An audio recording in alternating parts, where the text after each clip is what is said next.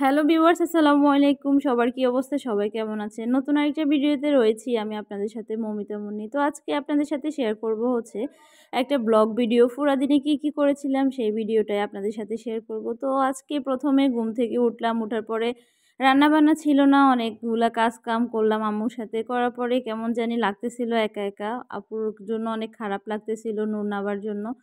তো আপুর বাড়িতে যাওয়ার জন্য রেডি হয়ে চলে যাচ্ছিলাম। এই যে দেখছিলেন বাজারটা, এটা হচ্ছে আমাদের রব বাজার।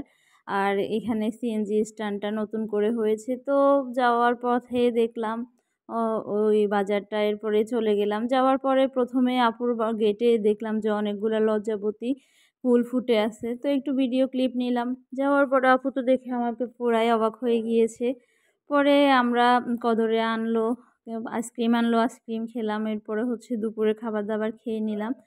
খেয়ে তারপরে দেখলাম যে ছোট ভাইয়ের কদর, ওরা আনারসগুলা দেখলো, আনারস একদমই ফেঁকে গিয়েছে। ওরা যে আনারসগুলা নিয়ে আসছে আমাদের জন্য।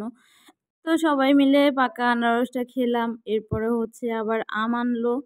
কদর আর রাফি মিলে অনেকগুলো আম পেড়ে আনলো গাছ থেকে, একদমই ফাঁকা ফাঁকা আম।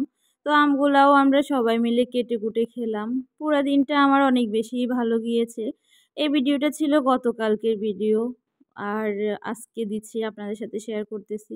এই যে আপু চলে আসলো, আমগুলো আমাদেরকে কেটে দিচ্ছিল। একদমই অনেক বেশি মিষ্টি ছিল, আর কোনো ফোকা ছিল না।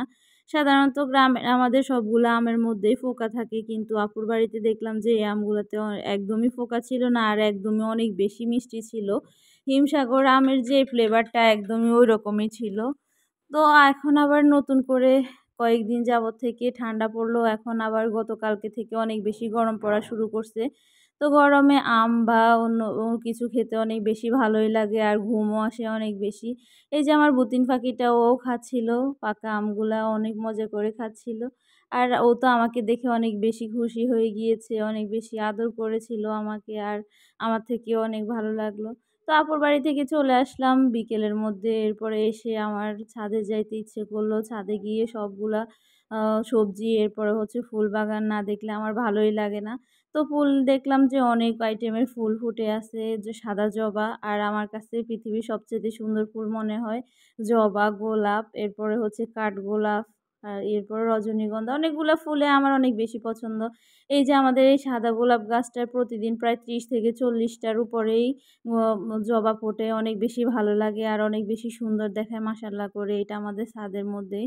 এরপরে আরেকটা আছে বিস্কিট কালারের যে জবাটা, ওটা নিচেও আছে উপরেও আছে। আর আরেকটা কালার যেটা দেখাইছিলাম পিঙ্ক কালার, ওটাও অনেকগুলা আছে, অনেক বেশি সুন্দর দেখায়। তো দেখলাম যে একটা পেঁপে পেকে গেল গাছের মধ্যে, তারপরে আবার এই পেঁপেটাও পেড়ে নিলাম।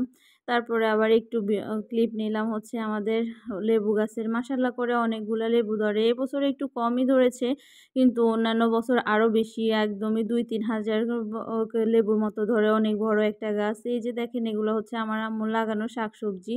এগুলো হচ্ছে কলমি শাক, মাশাআল্লাহ করে একদমই অনেক বেশি বড় হয়ে গিয়েছে। আর হচ্ছে পুঁই শাক রয়েছে, পাট গাছও রয়েছে। আর এই যে ছোট ভাই লাগিয়েছিল পুদিনা গাছ। তো সবাই ভালো থাকবেন, সুস্থ থাকবেন। অন্য ভিডিওতে দেখা হবে। আল্লাহ হাফেজ, আসসালামু আলাইকুম।